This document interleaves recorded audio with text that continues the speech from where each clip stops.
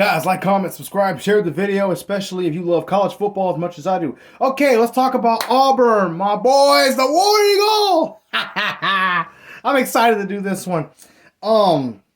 As you all know, Hugh Freeze is back for his second year. He had a really good recruiting class, and he hit the transfer portal pretty hard. I noticed he went out and got a bunch of new wide receivers from both the portal and his recruiting class. Some more defensive players. So that tells me he's going to have a better passing attack this year. I know Thorne was not great at throwing the football, but maybe that's part of the talent issue at Auburn, I guess. And I'm not saying Auburn hasn't had a good team. They weren't very good. But, I mean, now that you have a coach who wants to be there, knows what he's doing, and has a good reputation as far as winning, now is why he got fired from Ole Miss. You can look that up on your own. But I think this is his second year. This is going to be a lot better. And it starts off with Alabama, A&M, Cal, and New M something. I wrote it down. But they should win those three games, no problem. They win 40-3, 31-7, and 37-9. So now they start off 3-0. And a lot of these first 5 games are actually home games, I believe. And then they take on Arkansas. I think they win that game 24-10. Look, this is a game they can lose. I don't think Arkansas is bad as people is saying. Because before this 4-8 year that they had, because they had a lot of injuries, they were 8-5 and then 7-6 in the previous year. So yeah. And again, that's not something to brag about necessarily, but Arkansas was terrible before Sam Pittman got there. I think he's the right guy. So I have them winning. It's a home game. It's a big game for them, but they could lose this game. And then there's Oklahoma, their second test in the SEC. I have both teams being undefeated. I think Oklahoma's going to be a top 10 team when they play. And even as a Texas fan, I'll admit, Oklahoma's a really good football program. They are. They win a lot of games. They're very respected. I respect them as an Auburn, as a Texas fan. I think the world of them, which is why I'm picking them to lose this game.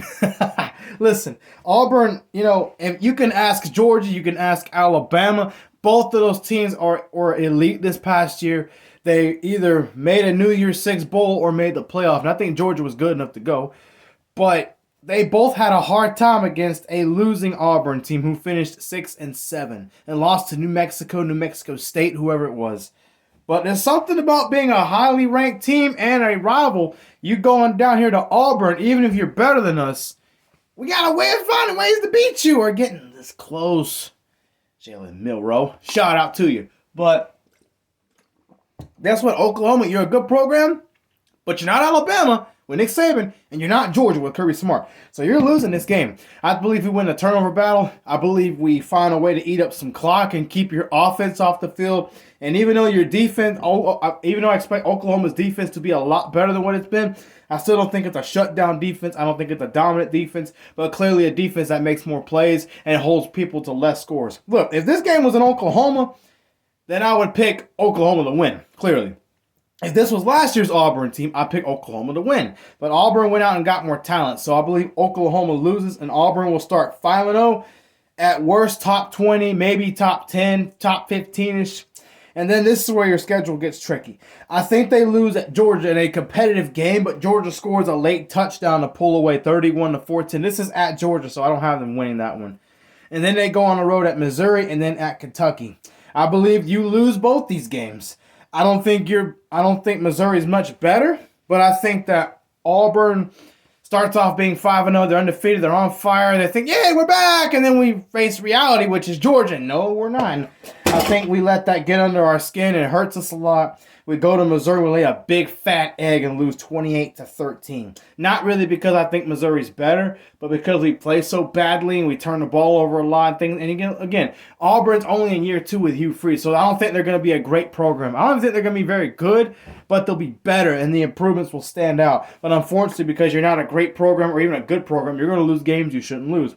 Which brings me to going to Kentucky. They went out and brought Vandergriff. Mark Stoops is a really good coach. He has them winning games every year, having a winning season. They're a tough team. They're not very talented, but they are tough, and they do have enough talent to beat you when they're not supposed to. So I think we lose that one as well. And then you finish the season with Vandy, Louisiana Monroe, Texas A&M, and then you go to Alabama. I think we beat Vandy 30-15. Again, we're coming off a losing streak of 3 games. but we found a way to win, and then we're bowl eligible. And then we take on Louisiana Monroe. I think we win that one pretty easily, 41-6. I think we're better. We take on Texas A&M at home. This is a game we could lose, but I have us winning 28-24. Again, this is Mike Elko's first year. I think he's a great coach. He's not very proven yet at the highest level.